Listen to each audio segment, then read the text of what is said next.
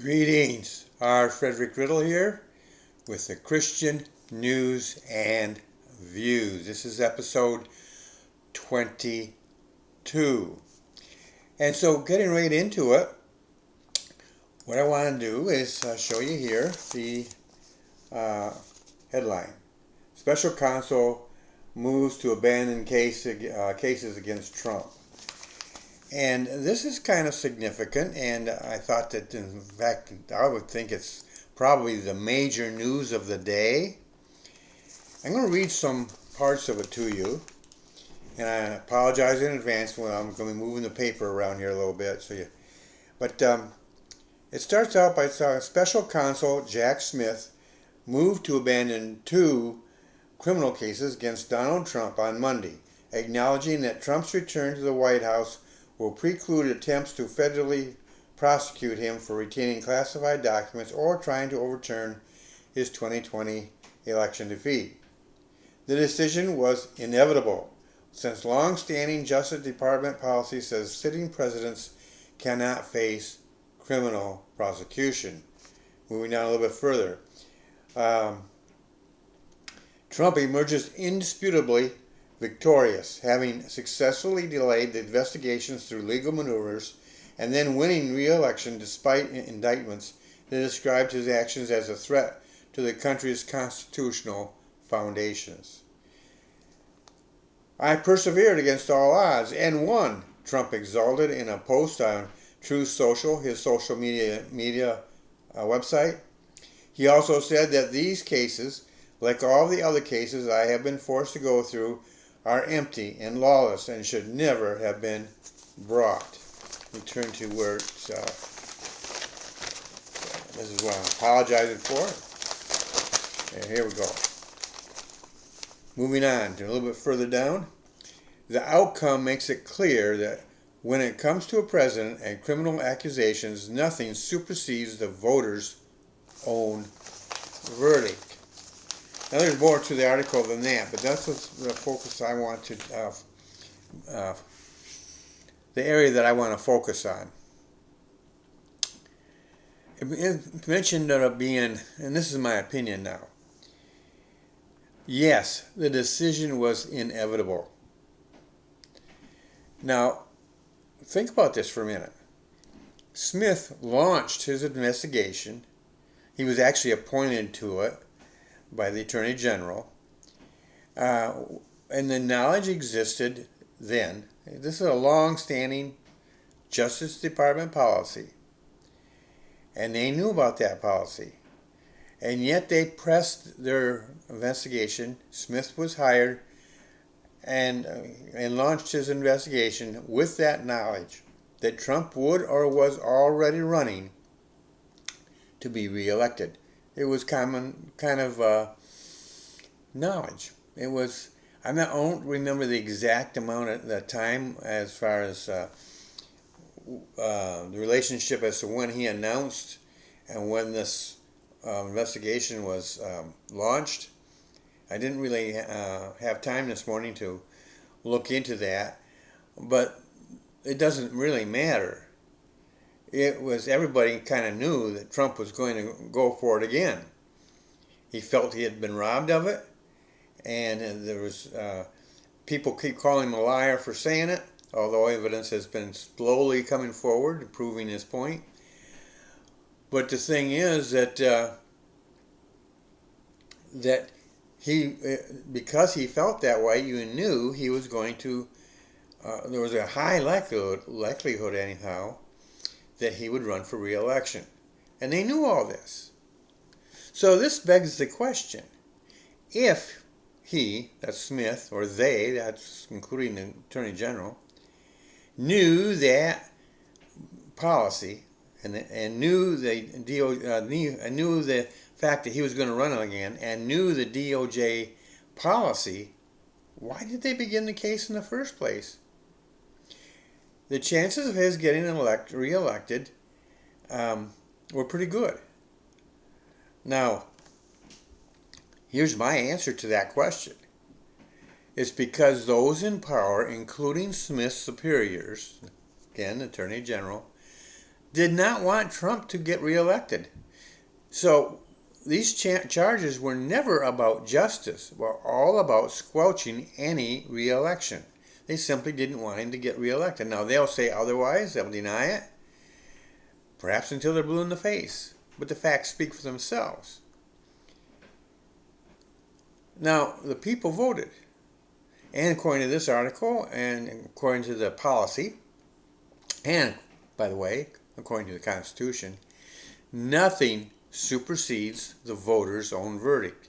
We live in a democracy, a representative democracy, where the people rule. Now, is that rule sometimes counterbalanced? Is it sometimes ignored? Yes.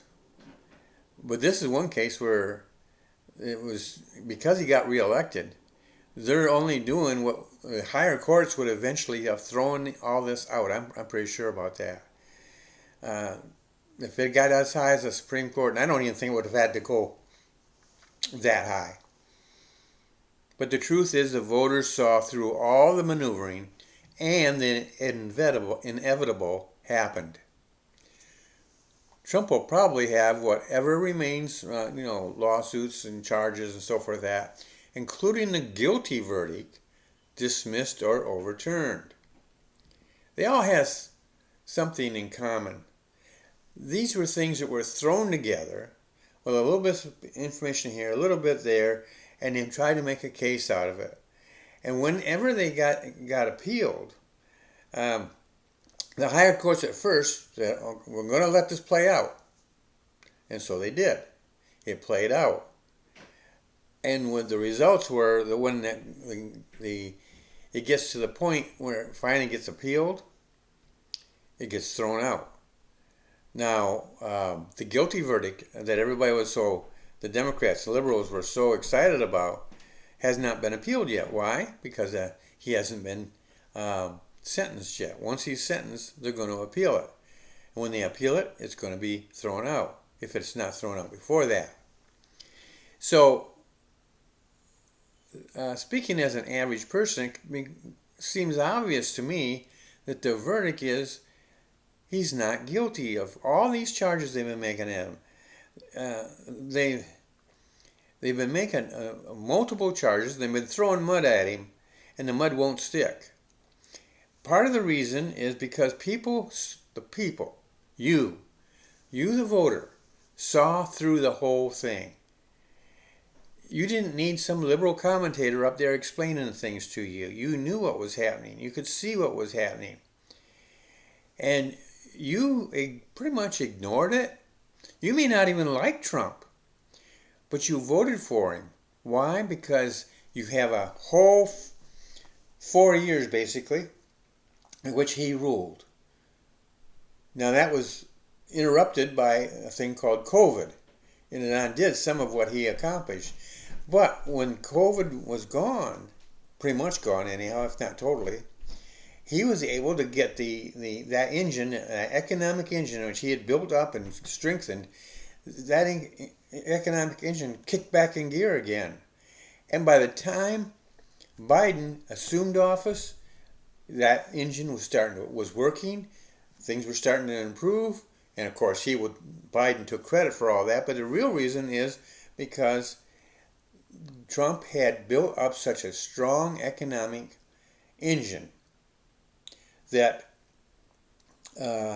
just kicked right back in gear. Once given a chance, it kicked back in gear.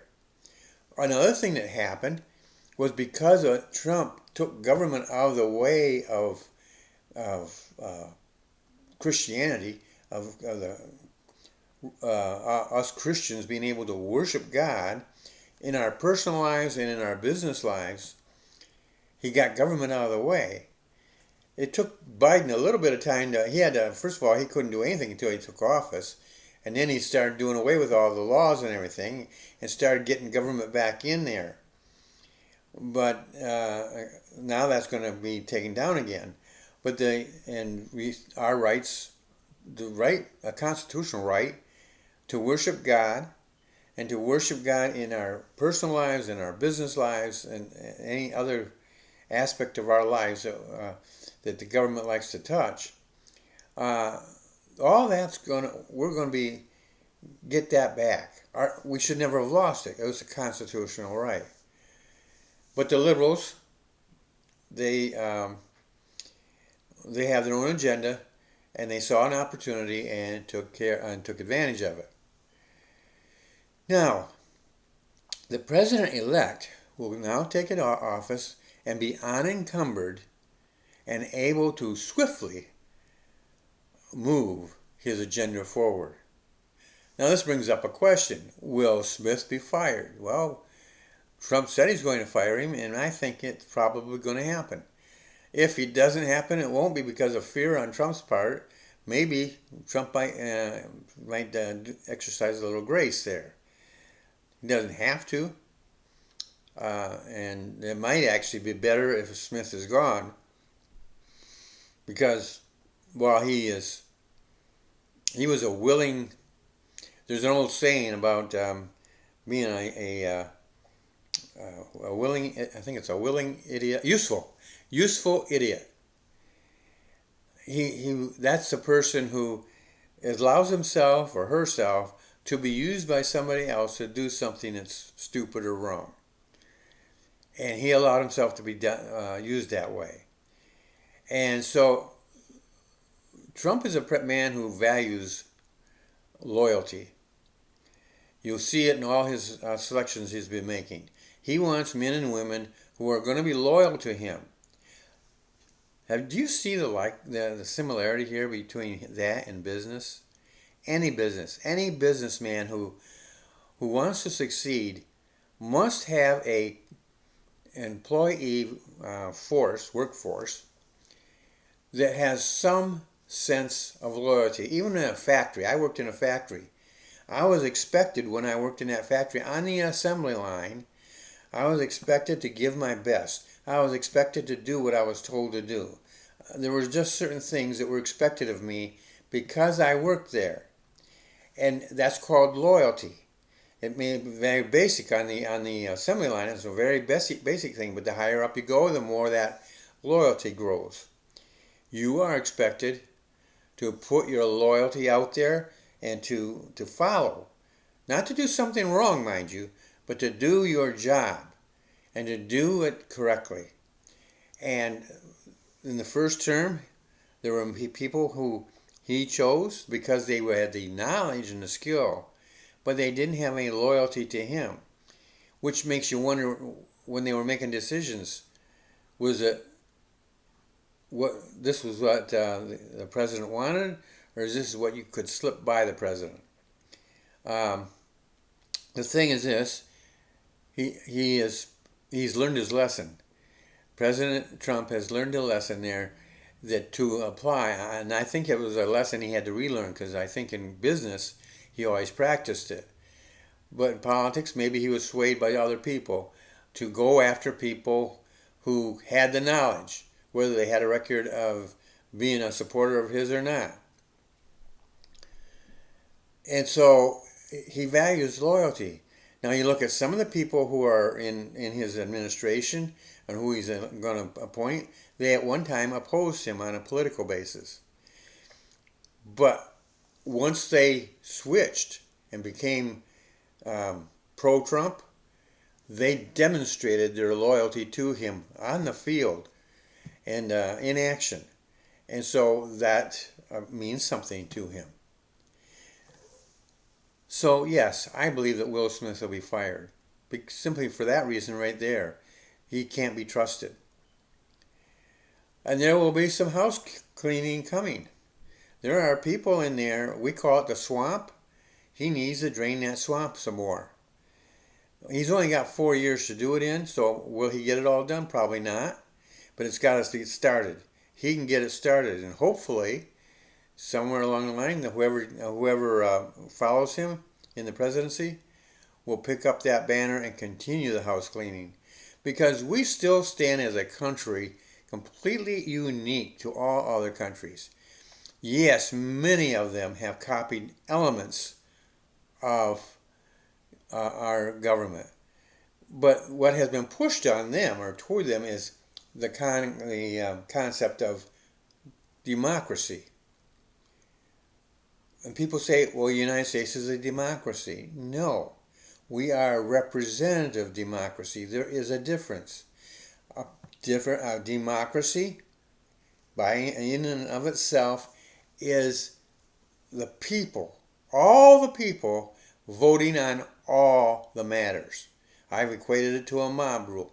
It's basically it's a mass of people, and it's just going to be so cumbersome for a real democracy to ever succeed, simply because it involves taking matters, small and great, to the people as often as they come. And in this world we live in today, that's almost daily.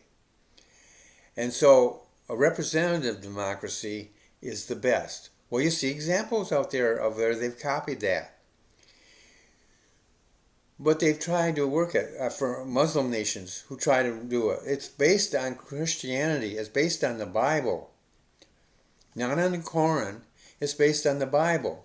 And it's based on a belief in God. Not a false God, but the God. And our worship of Him, our dependence upon Him, our fellowship with Him, all these things are in play. And if you don't have that relationship with God, then your chances of making even a representative democracy work are flawed.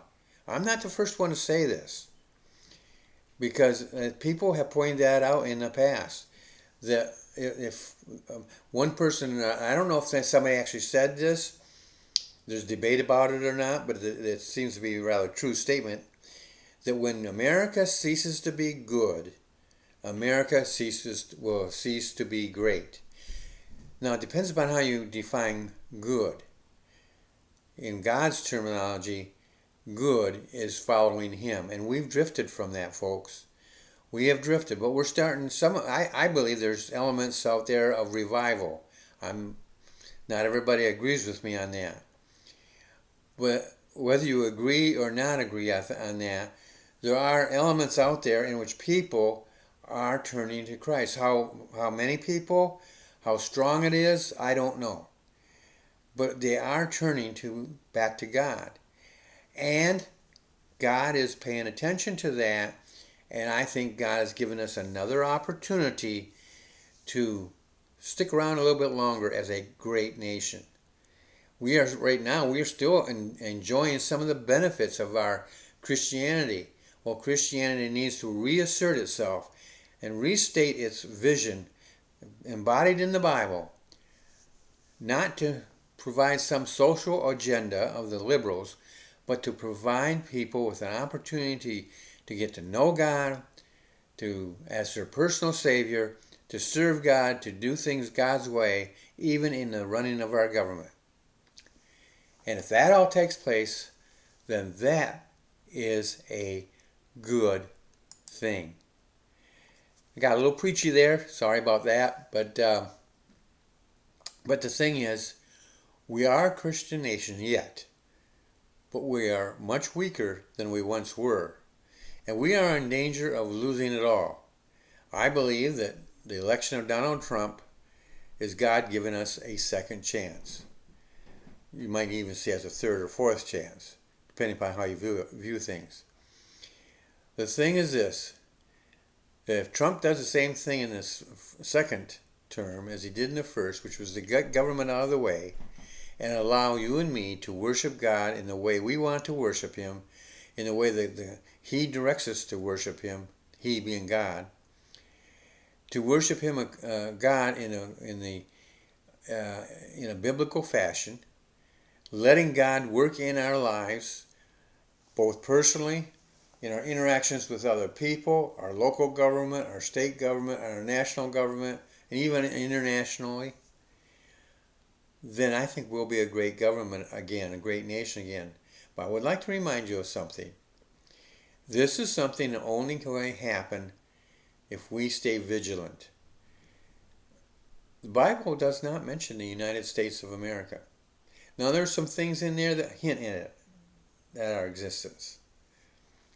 But the Bible does point out that when the Antichrist comes on the scene, if if those hints are right about the United States being there, the United States is weak and unable to stop him.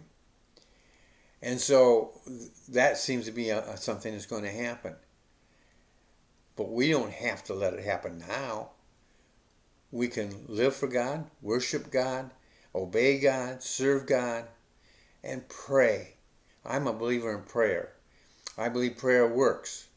And so I'm saying and inviting you to pray for your leaders. You should have been praying for Biden, by the way. There's not a whole lot of good in his administration, but he was your president, and you should have voted for, not voted for him, but prayed for him. Trump deserves your prayers, and all those who work for him deserve your prayers. And so does the governors of all your different states. Whether that governor is Republican or Democrat, you should be praying for them. In some cases, you pray that God will sway their thinking or cause them to make decisions that's contrary to what they might normally do. But we should be praying for them aggressively. And we should be seeking praying for revival. We need revival in this country. And if revival comes, then I think that God may delay his coming. And that means more people will get saved. If we don't have revival, then maybe the best thing to happen would be for God to come now, wouldn't it? So what is it? Is he going to come now or come later? When he comes back, there's a suggestion he's not going to find much faith.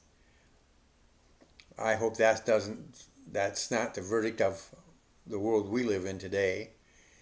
But it's, again, with the rise of so many false religions and so many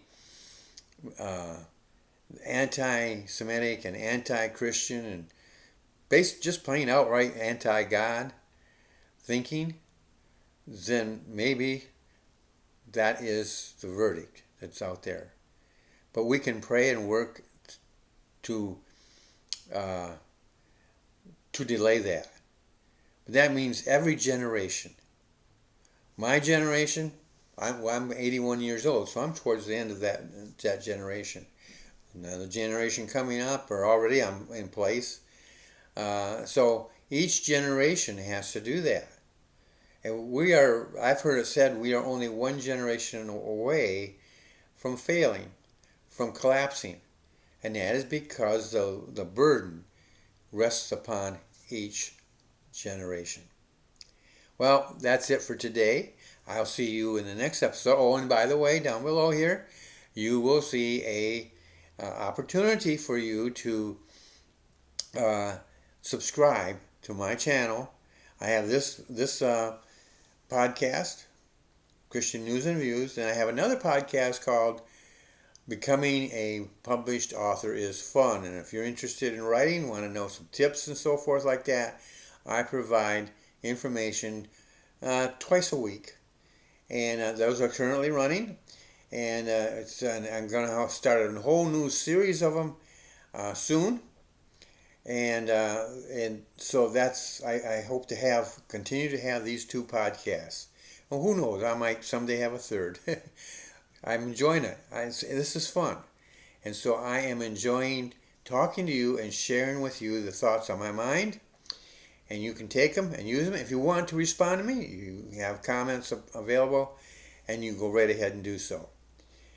So that's it for today. I'll see you in the next episode. And if I don't see you again, you have a great Thanksgiving.